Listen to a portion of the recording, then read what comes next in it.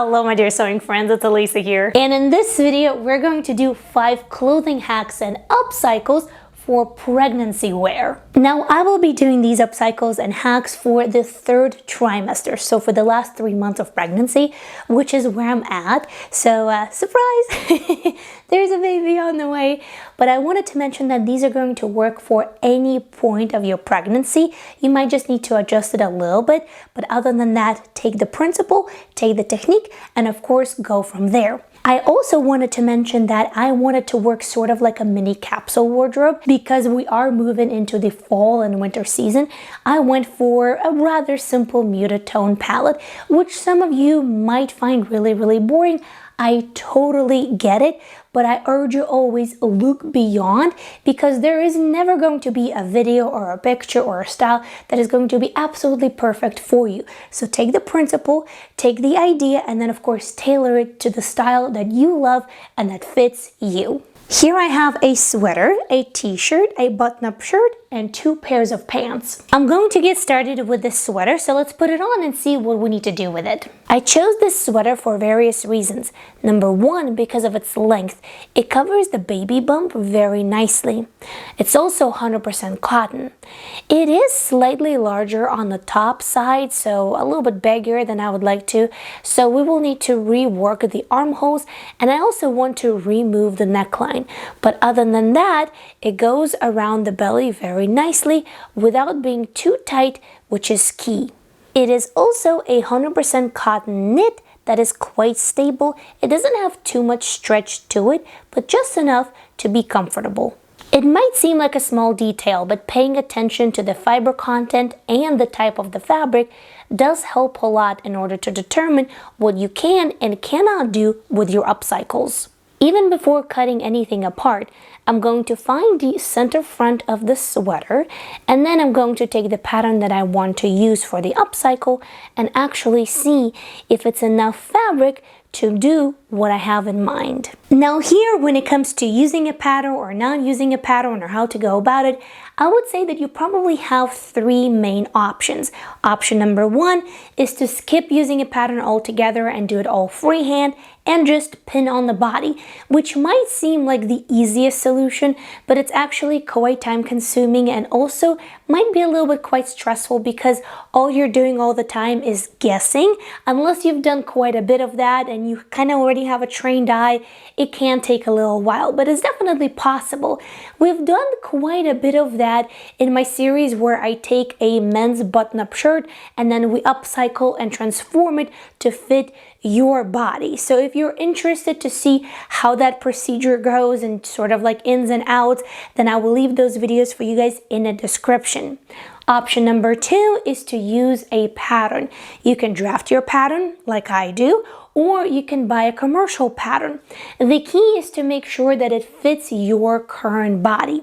And the pattern that I'm going to be using today is a sweater pattern because it already features a looser fit right here on top, which is exactly what we need because once you're pregnant, most of the times you get wider not only on the bottom, but you also get wider in the bust a bit as well. So while the sweater does fit really nice, I will be doing one extra minor adjustment on the bottom part of it, so that way it gives me more space for the belly. And option number 3 would actually be to copy a pattern, which is probably the route that I would take if I were you. You can either take a sweater from your wardrobe that you know that currently fits you and copy that and then use that pattern, or you can copy a favorite t-shirt that you have and then use that pattern in order to do a sweater adjustment. And once again, I have a very detailed step-by-step video on how to transform a knit bodice block or a t-shirt pattern that you love and wear and then you know that it fits you well into a sweater. It's a very simple adjustment, very effective, and once again I will leave that video link for you guys in the description. This is also where the properties of the fabric that you're working with do come in play. So as I mentioned at the very beginning, this is a knit. It is quite stable, so it doesn't stretch too much, but it has stretch to it. So the pattern that I'm going to be choosing for this upcycle will be a pattern for a knit garment. So the pattern that actually factors in the ability of the fabric to stretch. I'm going to start by cutting apart the side seams, removing the sleeve, and also removing the neckline. If you're working with quite a bit of fabric, you can just go ahead and cut through the seams. If you're working with a very limited amount of fabric, then what I would do is actually take out the stitching so that way you can utilize the seam allowance fabric as well. Once the sleeves and the neckline is detached, we're going to take our garment and fold it in half, right sides facing. Also, while I've been upcycling, I noticed a couple of interesting things. One of them is that when you are cutting a garment apart like I just did here, and when you're trying to place it left with right sides together so that way you form a center front or center back, or so that way you can cut out the pattern pieces, you might find that the right side doesn't always match the left side. You might find that the hem on one side is longer or wonkier than on the other side. You might find the same about the neckline and whatnot. So just please know that it does happen. So at that point, what I try to do is to align the garment at most crucial points that matter in my construction and in my ideas. In this case, it's going to be the shoulder seam because that's what I'm leaving as is. Everything else is going to be reworked on some sort of level, so I'm not really worried about that because I can always tidy those elements up. So in your case, you might want to leave the hem, then you want to make sure that the hem aligns and work from there. Here's a real life example of that. I've aligned the shoulder seam one to another very neatly, so this one aligns. And when I go down to the front hem, take a look. One side is longer than the other. All right, so here's a little bit of a dilemma. So here I thought initially that I'm going to leave the shoulder seam as is without touching it. But if I take my front pattern piece for a sweater and I bring it all the way up, shoulder seam to shoulder seam, then you will see that the underarm section right over here, the armhole, is sticking out. And in order for it to fit, I would need to lower the armhole by about 2 inches. And I really want to try to avoid that because I don't like the armholes being too low. Now, when I check my sleeve, if I don't redo the sleeve seam over here, then the armhole itself is going to be bigger. But I'm also going to extend the width of this pattern because obviously this is for my regular body and right now I have pregnancy body, so I'm probably going to make it a little bit wider anyway. So here the dilemma is to either go with a lower armhole, which is not my first choice, or to actually go from the hem. So preserve the hem, so align everything at the hem, scoot the pattern piece down so that way I can actually cut it with the original armhole and then go from there. After a little bit of deliberation with myself, I decided to go with the latter option. So we're going to be scooting the pattern down and preserving the hem. As I'm cutting this pattern out, you can see 2 adjustments that I did. First of all, the pattern itself is longer than the original because I needed to cover the belly and go over the belly, so it's extending past. You also see that I did add the width past the armhole because once again I need more space for the belly. And you also see that I'm adding just a little bit of fabric as I cut around the armhole, shoulder seam, and the neckline. That is a seam allowance because when I draft my patterns, I draft them without seam allowance, but we need seam allowance in order to construct the garment. So I'm adding it as I cut my fabric. After the front pattern piece is cut, we're going to repeat all of the same adjustments when cutting the back pattern piece. When it comes to the sleeve, as you can see, here I'm adding a little bit to the bottom, which corresponds to the actual sleeve seam. Now, this is the same width that I extended the width of my bodice, and if you match these, you don't need to do any other adjustment for your sleeve. The front and the back of my sleeve do feature slightly different curves, so when you are cutting your patterns, pay attention to that and make sure that you fold one part out of the way and cut only through one layer at a time. To start putting it all together, bring the front and the back pattern pieces of your sweater, place them right sides together, align at the shoulder seams, and pin. To sew, use a zigzag stitch or a lightning stitch on your sewing machine or a serger if you have one.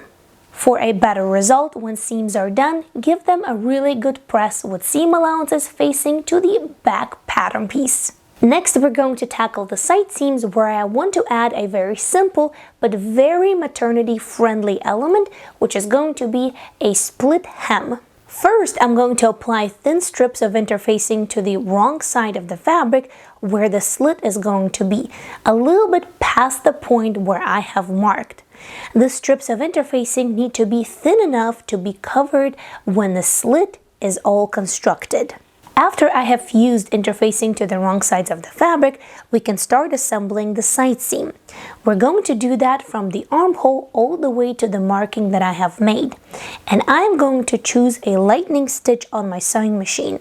So the lightning stitch still provides stretch that is needed for knit fabrics, but it is small enough to allow us to press the seam allowances open once we're done, which is exactly what I need. When you press the seam allowances open from the very top all the way to the bottom, including the future side slit, it is then very easy to complete it, which I'm going to do by hand sewing needle and thread. With hand sewing stitches, I'm going to make my way all the way around the slit, stitching it down, but I want to make sure that I only catch just a little bit of fabric so that way the stitches don't show on the right side of the garment. After that, we will need to insert the sleeves, for which I have a very detailed tutorial on how to do that. And then, from whatever fabric I had left, I cut out the neckline, which once again, I do have a very detailed step-by-step tutorial on how to attach a really neat neckband onto your knit garment. So I'm not going to belabor the point and repeat myself. So right now, let's take a look at the final result.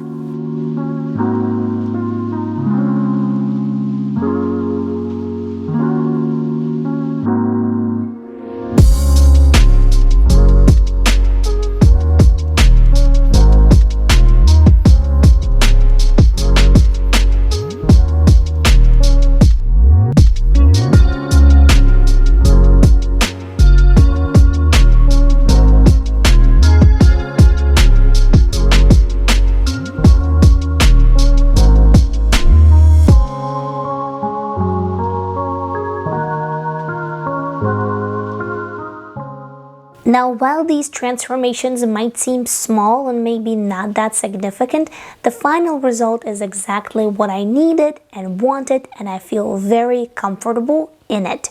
Now, the original idea was to wear it on its own or to pair it with this white shirt that I also thrifted. So let's make it the next project. This white button-up shirt is just a touch bigger than what I would usually wear as my regular size. But I chose it for a couple of reasons. Number one, it does have a little bit of extra room to it, and that feels very comfortable as of this very moment. It also has that good length to it that once again goes over the baby bump and covers it nicely. Originally, I thought maybe I would bring up the shoulder seam a little bit, but I think I'm going to leave it as is.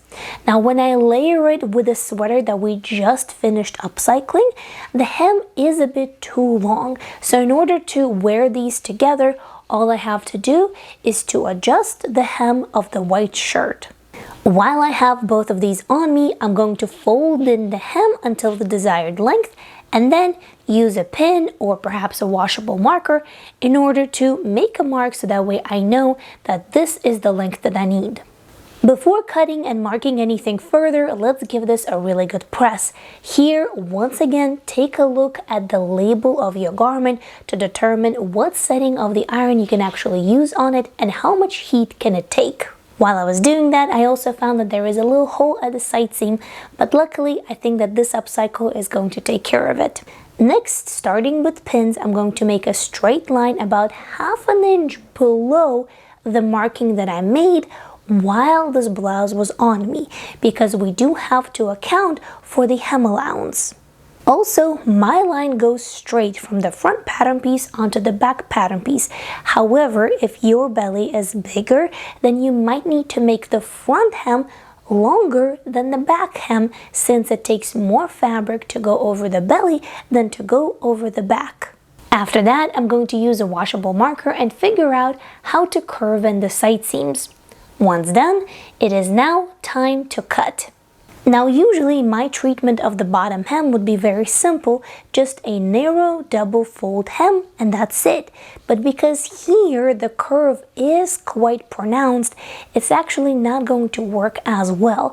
So I'm opting for a different option and reaching for a very narrow 1/4 inch cotton twill tape. First, I'm going to wet it a little bit and then give it a good steamy press. I find that then it's very pliable, which is exactly what we need. Then we're going to place our twill tape on the right side of our button-up shirt. You want to make sure to fold in the raw edge like so, and then place it right here on the very edge of the hem. At the sewing machine, we're going to use just a regular straight stitch, and we're going to stitch right here. Now, stitching over the straight areas isn't really a big deal, but once you get to the curved ones, simply use your fingers to gently mold the twill tape around it and go slow. That is going to yield the best result. Once you're done, you're going to have something like this. Then we're going to turn it to the wrong side and use smaller scissors in order to ever so slightly trim that hem allowance. That will allow the twill tape to be folded over and stitched down, enclosing all of the raw edges of the hem. This is going to be done once again just with a regular straight stitch on the sewing machine. As a result, we're going to have a really nice smooth hem, especially around those curves. Let's take a look how it looks on the inside. So on the wrong side of the garment, here you can see that twill tape. And of course, on the right side of the garment, you just see one line of stitching. And now let's take a look how the final result looks with the gray sweater.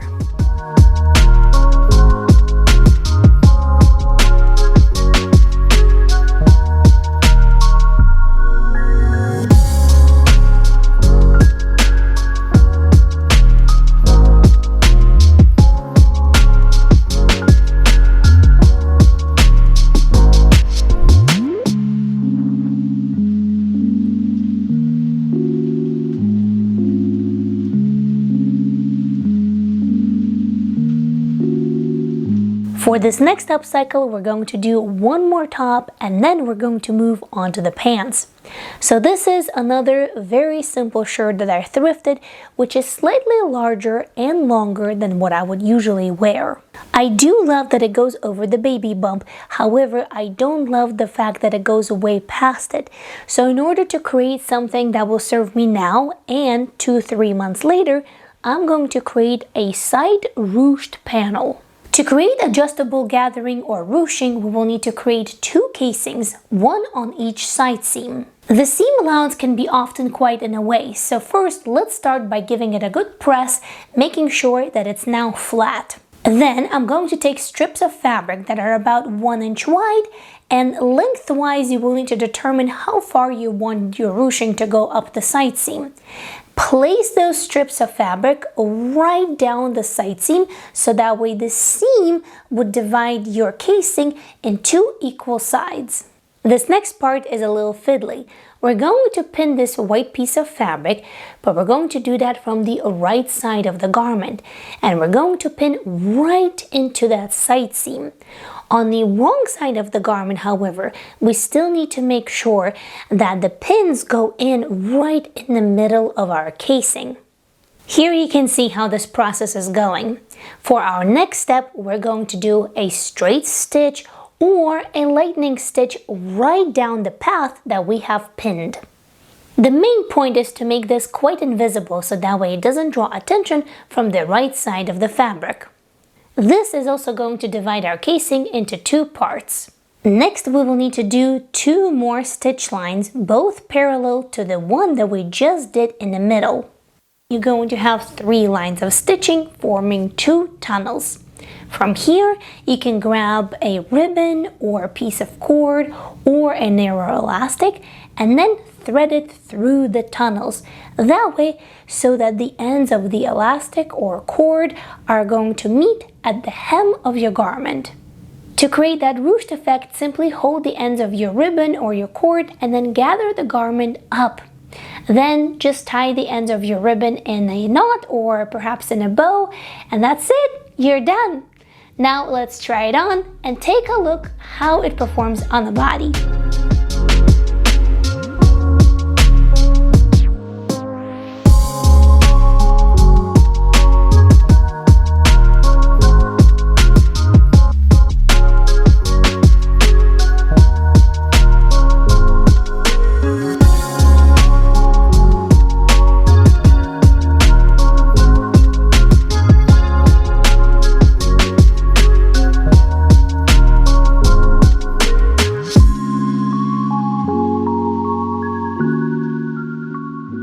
By the way, this design also looks really good on sleeves, on both short and long sleeves. The technique is nearly the same, but if you do need a little bit more guidance, I do have a video that describes the steps, and as always, I will link it for you guys in the description. For this next upcycle, we're going to add a pregnancy panel to already existing pair of jeans or pants. To give you a little bit of a visual, that is a panel that usually goes over your belly, made from stretchy fabric with some elastic on the top. Sometimes it doesn't have elastic if the fabric is quite stretchy enough on its own, and they help to keep your pants up as you're wearing them. As I was doing my research in terms of deciding what kind of maternity panel do I want to add to my pants, I found that there is quite a variety, so there's definitely more than one way how to go about it. In my case, I'm going to be starting with 2 factors. Number 1, with the jeans that do have some stretch, and number 2, they already fit over my belly. Now, stretch, I would say, is quite important because your belly will continue to grow. So as you make this maternity panel, you want it to serve you for quite some time. Now, being able to close my jeans as of this very moment is quite important as well, because I don't want to cut away the waistband. I just want to add the maternity panel into it. But there are options where you would just cut the waistband entirely off and then just add that stretchy fabric onto it. Just a little bit of a warning, because it is an upcycle that includes, midriff. I will need to show you my belly. So if you don't like seeing bellies or belly buttons or body parts of that area, just wanted to let you know that that is something that we will need to do, because obviously that's sort of the essence of this upcycle. First, let me show you what the fit looks like when the pants are on. Next, we're going to take a measuring tape and we're going to measure from the center front, so where the zipper flies at, all the way to the top of the belly. And for me, that's about 10 inches or so.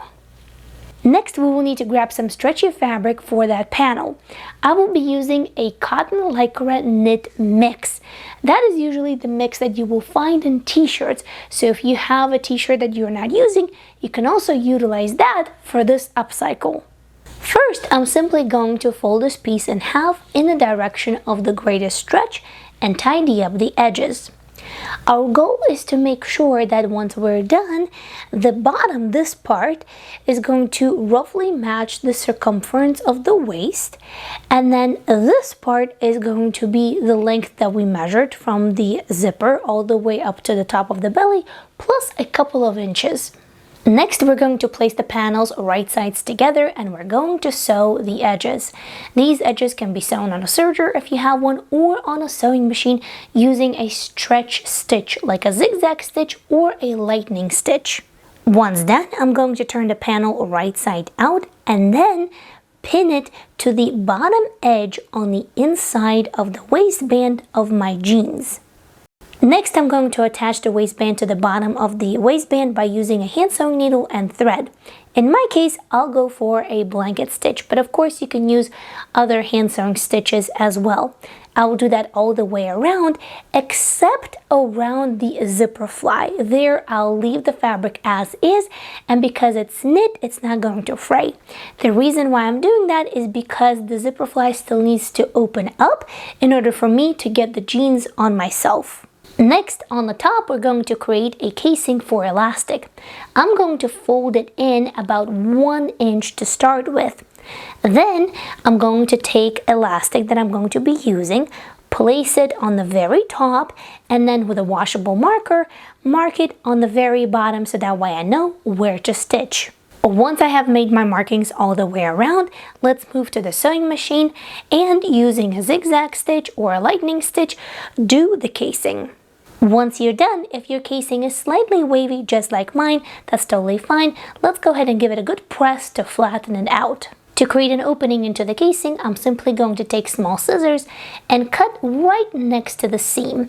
Because the fabric is stretchy, it's not going to fray. After that, the final step is to simply thread the elastic all the way through the casing, tighten it to the desired amount, and then let's take a look at the final result.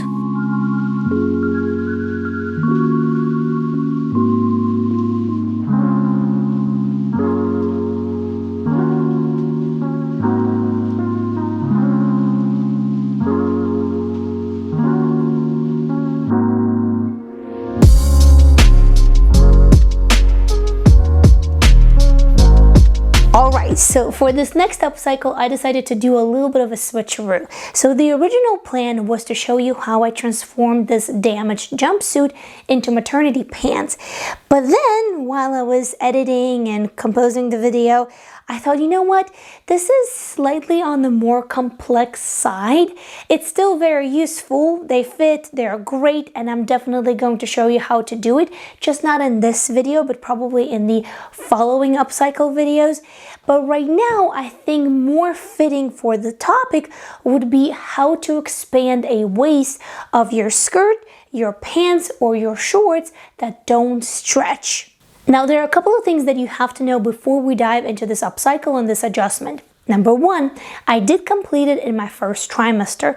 So first, it actually started as a skirt, and then I adjusted the waist so that way it would fit and would feel comfortable. And then I actually took that skirt and I made it into a pair of pants. And I wore it throughout my first and second trimester until it was too small because the fabric had no stretch to it whatsoever. So eventually, if you do this upcycle, it will get too small and you won't be able to wear it past that point. However, if you do it with a garment that does stretch, you might get more wear out of it. So as always, keep an eye out on what kind of fabric your garment is made out of. You can do this upcycle on pants, shorts, and skirts, or anything that has a waistband. Of course, it will depend on what kind of waistband your garment has. So as always, take the principle, think through it, and apply necessary steps to your project. To complete this, you will need some basic tools and of course some fabric to expand the waistband. Now, I prefer doing that with fabric that stretches, so knit ribbing or just a regular knit. And because of that, I'm also going to use a little bit of elastic, but you don't have to use knit fabric if you don't want to. You can also use just woven fabric that doesn't stretch. When we take a look at the skirt, we can see that there is a seam on each side, and the seam goes through both the body of the skirt and the waistband, and that's where we're going to start. I like to use small scissors in order to remove stitching, but you can also use a seam ripper. I'm going to carefully remove stitching from the bottom of the waistband all the way to the top. Now, in your garment, it might make sense to do it in a different position depending on where you have the seam. Or if you don't have a seam at all, you might just need to make a cut. It definitely all depends on the garment that you're working with, so definitely think it through before you begin. When all stitches are removed, this is what we're going to have. And at this point, I really like to pay attention to the construction of the garment, not only for the future reference, but also to think through what would be the best way to deal with the current situation of adding a little extension to the waist. To make sure that everything's symmetrical, we will need to do the same thing on the other side seam as well. When done, I will put the skirt on and button it up, which in turn will open up the side seams and we will better see how much do we need to add. The missing amount will usually distribute itself evenly between the two side seams, so at this point I like to grab a little piece of paper, place it underneath, and grab your marking tool, so that way we can mark out how much do we need to insert. Before I do this, however, one of the seam allowances is still poking out, so it needs to be folded to the inside of the garment. Here we go, much better. Now, if yours aren't folded in, then do tuck in the raw edges where the stitching has been removed, about 1/4 of an inch or 3/8 of an inch to the inside of the garment. After that, you can mark it. Further, we simply need to tidy up the markings and turn them into a little triangle as you see on the screen. Next, I'm going to grab a little piece of the ribbing fabric, the knit fabric that stretches. We want the stretch to go in the horizontal direction. What we're going to do is we're going to fold it so that the top of the triangle is on the fold, therefore giving us a really nice and clean edge. Now I'm going to pin it and cut it out. We're going to be cutting it out, adding seam allowance as we go. You can do 3/8 of an inch or even 1/2 an inch because you can always cut it away if not needed. So to create a seam allowance, you're going to be cutting away from the red line of the triangle itself. To add stability, I like to add elastic to it. Cut elastic a little bit longer than the top of the triangle. Then open the triangle and place the elastic right there on the fold. Close the triangle and then pin elastic in place so that way it doesn't move. At the sewing machine, we will need to stitch through both ends of the elastic. For that, select the zigzag stitch, place the triangle underneath the presser foot. First, go all the way down through the elastic with a zigzag stitch, then go backwards and one more time go down. You're going to do the same thing on the other side. This is how it's going to look when it's done. At this point, it is time to insert it into the opening that we created at the side seam of the skirt. Now please note that the raw edges of the skirt waistband have been all tucked into the inside. This is really important. Now once one side is in, it really helps if you pin it and then move on to the other side. After that, I actually prefer to quickly baste it together with hand sewing needle and thread, so that way I'm not dealing with like a dozen of little pins inside of it.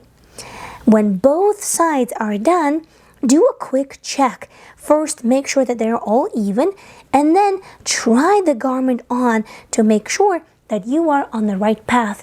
And if you're not, at this point you can still make any adjustments necessary. To secure this in place, I'm going to use just a regular straight stitch, and because I am going to be stitching through many layers, increase the stitch length or choose a straight stitch that's a little bit longer. That will help to go through all of the layers. And we're going to stitch in this sort of like a V shape from top to the bottom and all the way up again. Now, since I had to open the top of the waistband a little bit as well, since the seam allowance was sandwiched in there, that's where I'm going to start. First, I'm going to do a back stitch, then stitch all the way till the corner, pivot, and then do the V maneuver that we talked about. To do this, simply leave the needle inside of the project, then lift up the presser foot and pivot. That way you'll get a really nice and smooth transition. When continuing stitching, I definitely find that slow and steady does the trick, and I try to stay relatively close to the edge, forming a nice straight line. Now you also see me remove the basting stitches as I go. That's just my habit. Please, you don't have to do that if that's not something that you're comfortable with. You can always remove the basting stitches after you're done. When I've reached the bottom of the triangle, I'm actually going to stitch all the way to the very bottom of the waistband. That's just like, I don't know, maybe like 3/8 of an inch, a little bit lower. Then I'm going to pivot again and continue stitching all the way to the top of the triangle the same way as we started. When I'm done, this is my final result, and I do like how neatly the stitching turned out on the right side of the garment. However, on the inside of the waistband, there are some spots where I didn't catch all of the layers of the fabrics that I needed to sandwich, which isn't really a big deal. All I'm going to do is take a hand sewing needle and thread and go ahead and attach it by hand.